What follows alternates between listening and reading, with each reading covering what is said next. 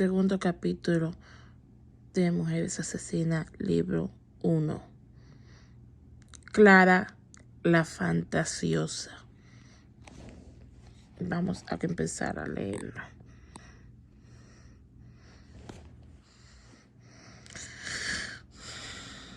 A los 50 años se quedó pelada. Estaba casada con un hombre al que amaba y que le había transformado se le había transformado en obsesión. Es imposible que quiera a una mina como yo, menopáusica y sin pelo, le repetía a las pocas amigas que le iban quedando. Es que Clara, en crisis, era una mujer fastidiosa, obsesiva. Su marido soportaba ese matrimonio con una resignación que tenía más que ver con la abulia que con el amor. Cuando se casaron, Clara era distinta. Creía de verdad que Eduardo, ese hombre que la había elegido, era el hombre del mundo. Y creía también en lo que le había dicho su madre, que si un hombre bueno la amaba, su vida mágicamente transcurría sin problemas, que la felicidad no podía resistir a un compromiso marital serio y a conciencia. Su madre, es evidente, no le había advertido que a veces las cosas se complican, incluso en las parejas que a priori parecían ideales. Clara, entonces, no supo cómo reaccionar cuando sintió que su marido, ese señor brillante, dueño de una empresa medianita, pero propia, mantenía relaciones sexuales con otras mujeres. ¿Por qué mamá no me avisó?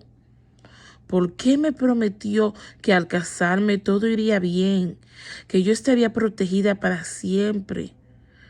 Es una hija de puta. Con ligeras variaciones, ese era el discurso de Clara, repetía entre sus amigas. Estaba aniquilada. Y lo peor de todo es que tales engaños no existían, sino que Clara los iba imaginando. La idea de Clara era que su marido la narcotizaba por las noches para ir a encontrarse con sus amantes. Como réplica, ella adoptó un método insólito. Anudó hilos de nylon que se entrelazaban y comunicaban a todos los picaportes de su casa. De los hilos pendían campanitas y objetos de cristal que, ante el menor movimiento de una puerta, armaba un bullicio imposible de ser ignorado.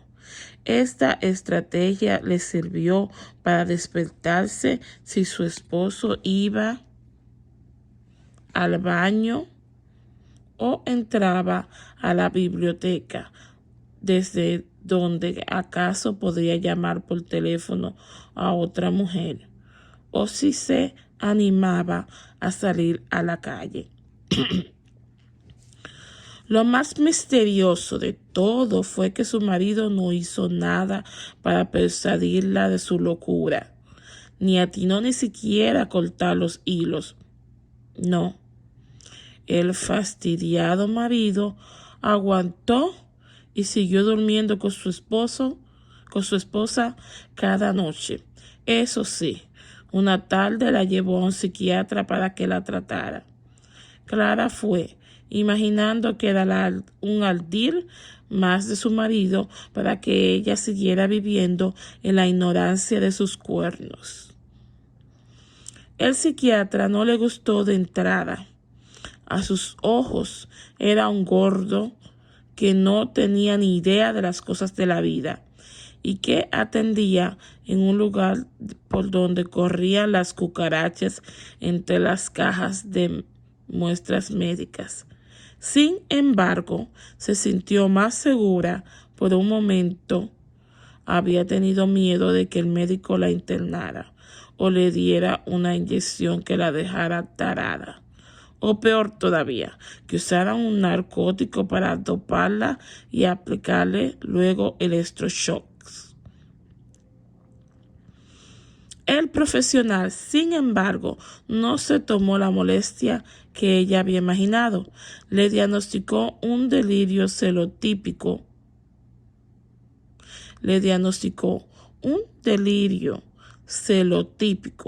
Y le recetó unos medicamentos que ella tendría que tomar por propia voluntad en su casa. Más tarde, cuando Eduardo lo llamó para hablar a solas, el psiquiatra le explicó los términos. Es un caso de celos extremos mezclados con rasgos de delirio. Mire, si usted la ignora, su mujer va a pensar que es porque está con otra. Y si aparece con un ramo de flores, va a pensar que se las compró para que ella no se dé cuenta de que usted tiene un amante. Es bastante común, no se lo crea. Trate de que tome los remedios, ya va a pasar. Mientras tanto, para sentir que su vida merecía la pena, Clara se inscribió en la Facultad de Medicina. Entró en el 1986, un año en el que los exámenes de ingreso eran arduos.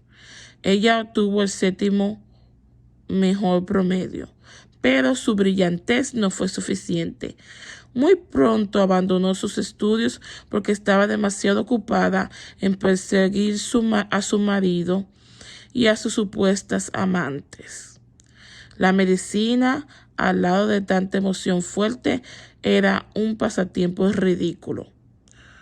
Con el correr de los meses, Clara adoptó la costumbre de guiarse por pálpitos. Veía a alguna mujer en la calle que le parecía acorde a las exigencias estéticas de su esposo y la perseguía durante cuadras, llegando inclusive a agredir o insultar a varias. En cuanto a los medicamentos, los desmenuzaba, los mezclaba con basura y los tiraba. Seguía visitando al psiquiatra, a quien cada vez le contaba menos detalles de su delirio. Advertía que si hablaba lo mínimo indispensable y además ocultaba las traiciones de su marido, el médico se quedaba contento. Seguía visitando al psiquiatra, a quien cada vez le contaba menos detalles de su delirio.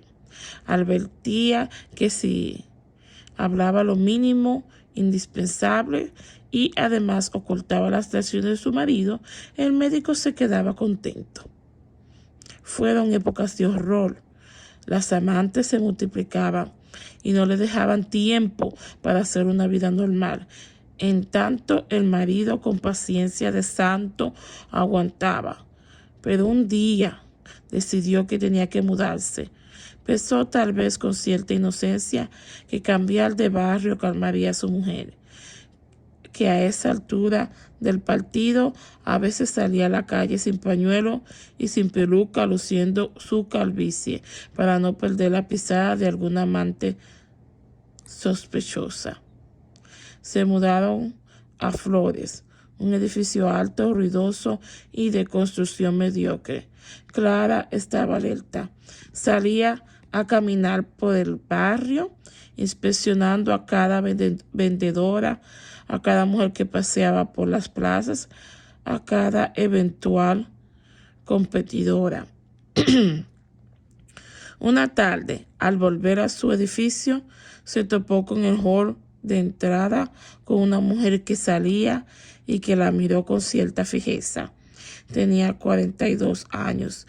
Era rubia, atractiva y con una melenita lacia que le llegaba a los hombros. Estaba vestida con un traje sastre gris claro de falda ajustada y algo oculta. Clara, en esa época, había recuperado unos 3 pelos escasos.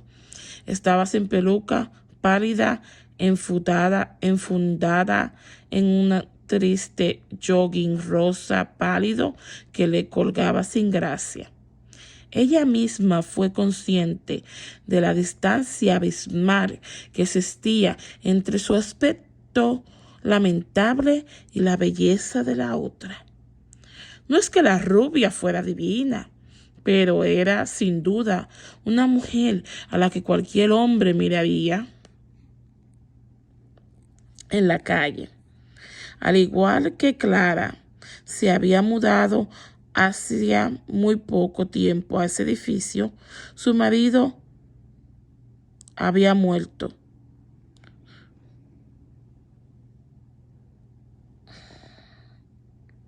Al igual que Clara, se había mudado hacía poco tiempo a ese edificio. Su marido había muerto y sus hijos estaban casados. Vivían aparte. Ella se había casado muy joven con un hombre mayor y ella compartía el departamento con su suegra, una mujer que estaba por cumplir 90 años. Cuando vio en su edificio a esa mujer pelada y de aspecto huraño, no pudo dejar de mirarla, lo cual para Clara fue una señal inequívoca. La rubia tenía algo que ver con su maldito marido. ¿Qué me miras vos?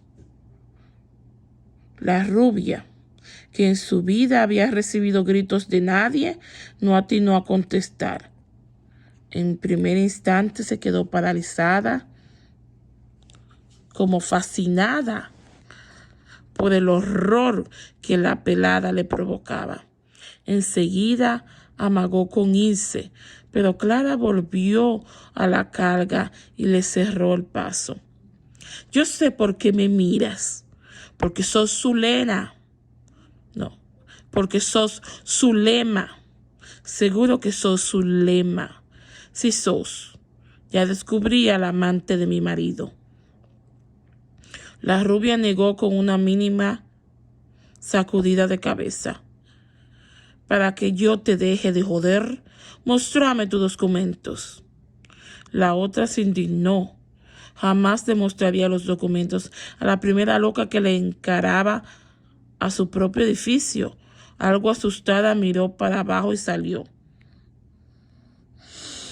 Al día siguiente, un sábado, empezó la persecución. En la cola de la panadería, mientras la rubia pensaba cuántas medialunas llevaría, escuchó la voz a su espalda. Mira, todo esto se arregla mostrándome el documento. Con espanto se dio vuelta y vio a la pelada, con el mismo jogging rosa, mirándola con expresión rarísima. Ella no contestó y se dedicó a mirar las tortas. Pero sentía que el corazón se le disparaba. Se había puesto histérica. Miró de reojo y vio que la loca se iba. Temblando, hizo su pedido, pagó y volvió a su casa. Pero a la tarde volvió a salir. Fue al lavadero automático de la esquina. Mientras estaba poniendo la ropa en una canasta, escuchó la voz. Quiero ver los documentos. Nada más que eso. Esta vez el esfuerzo de la rubia para ignorar a su perseguidora fue fenomenal. Pero esa tarde en su casa, había decidido dos cosas. Jamás le mostraría los documentos al imbécil de su vecina y además hablaría con el marido y quien ya había identificado gracias al portero, un hombre común al que ella reconocería por el único detalle de que al caminar mantenía los puños apretados. El domingo transcurrió sin novedad. El lunes ella siguió su rutina. Se despertó a las 6, se bañó, se secó el pelo con su secador profesional, preparó el desayuno para sí misma, para su suegra y salió a trabajar. Era ejecutiva de cuentas de una empresa de Pilar. Tomaba un taxi o un colectivo hasta un lugar donde pasaba a recogerla una combi. A las 9 ya estaba instalada en su oficina de primer piso. Su escritor daba a un gran ventanal, desde donde podía ver un jardín lleno de flores y dos cipreses. Esa mañana, una vez que se instaló en su sillón, se le ocurrió mirar hacia afuera. Vio a una mujer que estaba enfrente, mirando hacia su ventana. Era la pelada, por supuesto. Esta vez cubría su cabeza con un pañuelo. La ejecutiva corrió las cortinas de un tirón y se obligó a no mirar más, por lo menos hasta el mediodía. Se imaginó las peores cosas. La pelada entrando a su departamento mientras ella no estaba para estrangular a su pobre suegra. La pelada pegándole un tiro por la espalda. La pelada interceptándola en el garaje del edificio y rompiéndole la cabeza con un fierro. Le dio taquicardia y tuvo que dejar la computadora para respirar profundo y calmarse. A la 1, cuando se decidió bajar al comedor, se asomó por la ventana. La mujer había desaparecido. Esa misma tarde, cuando volvió a su casa, le pidió al portero que le armara una cita con el marido de Clara. Una hora más tarde, justo antes de cenar, recibió el llamado del portero. Venga acá, a casa, a la planta baja. Lo tengo al esposo de la señora Clara. En cuanto lo tuvo delante, le contó todo y le pidió que le ayude. Controle a su mujer. Me da mucho miedo. ¿Me puede hacer algo a mí o a mi suegra, que vive conmigo y es muy mayor? El marido contestó con evasiva. Le dijo que la mandaba a un psiquiatra y que ese psiquiatra no le parecía necesario internarla.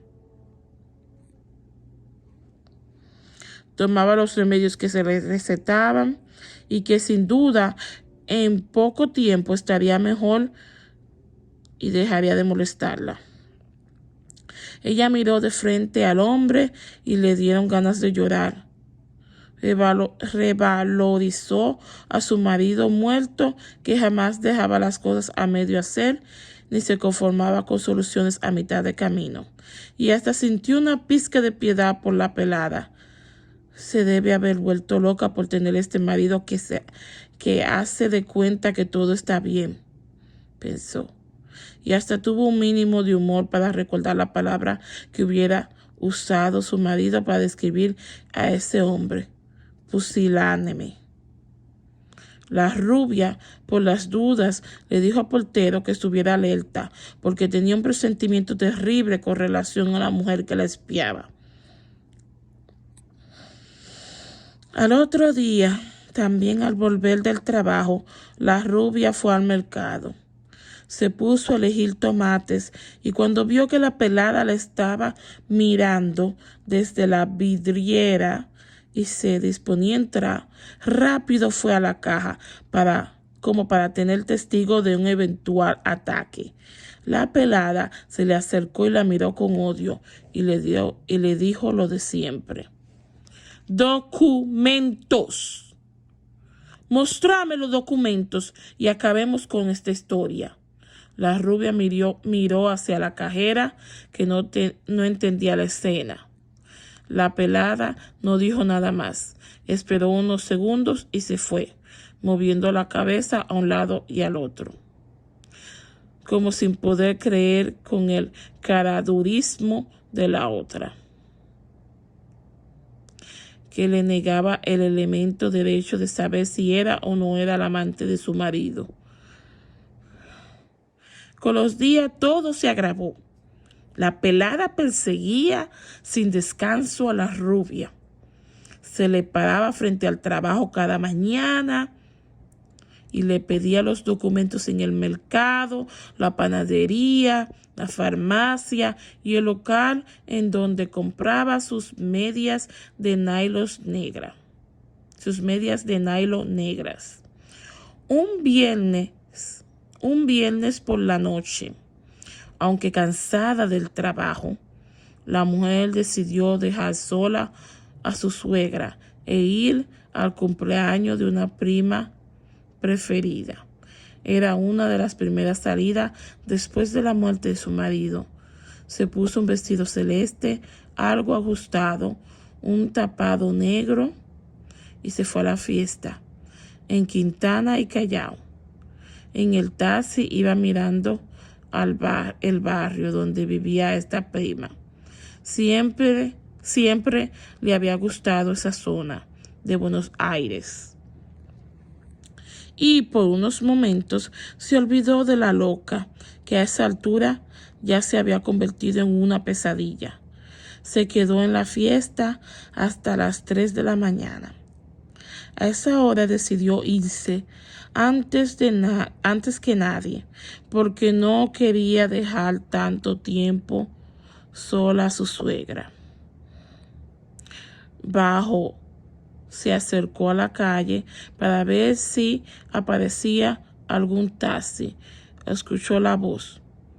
«Dame de una vez los documentos, basura, mostrámelo». La rubia se abalanzó sobre un taxi, subió, cerró la puerta con desesperación, temiendo que se le colara la loca. Y le dijo al taxi que arrancara rápido, pero la otra ni siquiera intentó subir. Se quedó parada en la vereda, siguiendo al taxi con la mirada. Al otro día fue a la comisaría a hacer la denuncia. Contó que había una mujer loca y pelada que la perseguía a sol y a sombra, que le pedía documentos y que la creía la amante de su esposo. Pidió protección. La miraron con gran escepticismo y le contestaron que a lo mejor era ella misma la que estaba nerviosa, la que imaginaba cosas. Le dijeron que era lógico que si vivían en el mismo barrio se encontraran en los mismos lugares. En fin, le explicaron que no tenía por qué preocuparse y le rogaron que no volviese a aparecerse por ahí, sugiriéndole una vez más que la que estaba loca era ella. Al salir de la comisaría, como para calmarse, la mujer entró en un bar y pidió un té con tostadas.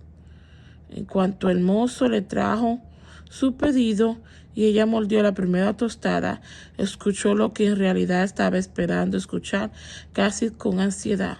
«Documentos, mostrame los documentos de una vez». «Documentos, mostrame los documentos de una vez». En tanto, el matrimonio de la pelada no había registrado mayores cambios. Sí, ¿acaso las cosas se habían calmado? La mujer estaba totalmente concentrada en vigilar los movimientos de su vecina, con lo cual tenía menos tiempo y menos energía para cargociar a su marido. Y él, aunque estaba al tanto de la actitud de su esposa, no pensaba más que en sí mismo. Por fin ella estaba entretenida en algo y lo dejaba en paz. Era cierto que a veces Clara lo insultaba y le decía que no faltaba mucho para desenmascarar a la vecina, pero esas escenas no eran muy frecuentes. La frenaba la posibilidad de que su marido hablara con el psiquiatra y la internaran. Ni por un momento el hombre se le ocurrió pensar en la angustia de la vecina o en el peligro potencial. Prefería pensar en otra cosa, en lo que de verdad le interesaba. Ver partidos de fútbol, hacer bien su trabajo, tomar café con sus amigos, tener a la loca en su casa cada noche, era un hecho inevitable que le había venido de arriba y tenía que soportarlo, nada más. Unas semanas más tarde, sin que la persecución hubiera cedido un ápice, la rubia cumplió con sus rituales matutinos: ducha, arreglo de pelo, desayuno para ella y para su suegra. Cuando terminó, salió al pasillo, llamó el ascensor y esperó. En cuanto llegó, abrió la puerta y sin mirar se metió. Adentro estaba la pelada, con un cuchillo de cocina en la mano. Las puñaladas fueron más de 60. Las puñaladas fueron más de 60. La rubia no pudo impedir ni una. La pelada tenía una fuerza extraordinaria. Mucha gente del edificio escuchó los gritos y aullidos de la víctima. Una vecina de la rubia se acercó a la puerta de su propio departamento y por la mirilla vio el ascensor abierto. Abrió un poco la puerta y sin soltar la cadena de seguridad y vio a la rubia tirada y una mujer calva que la acuchillaba sin piedad. Llamó enseguida a la policía. En tanto, una vez que la pelada calmó su furia asesina, bajó en el mismo ascensor que estaba tirado el cadáver de la mujer y fue a su propio piso, se sacó la ropa ensangrentada y la dejó en el lavadero para lavarla más tarde. Enjuagó el cuchillo tramontina y lo dejó en su lugar. Fue a su cama donde su marido todavía dormía y se acostó con él. El esfuerzo del crimen la había agotado y no tardó nada en dormirse. Una hora más tarde, el matrimonio se despertó por los golpes a la puerta. Era la policía. La mujer negó los hechos, respaldada por el marido, que juraba que su esposa estaba durmiendo con él y que no se había levantado en toda la noche. Pero uno de los oficiales ya había encontrado la ropa ensangrentada. Después de un juicio rápido, la mujer fue declarada inimputable y terminó en el Moyano. Cuando una psicóloga forense se acercó a verla, la mujer mostró desalentada. Cuando una psicóloga forense se acercó a verla, la mujer se mostró desalentada. Mire qué cosa. Yo estoy presa porque la otra hija de puta no quería mostrarme los documentos. ¿A usted le parece justo? Fin.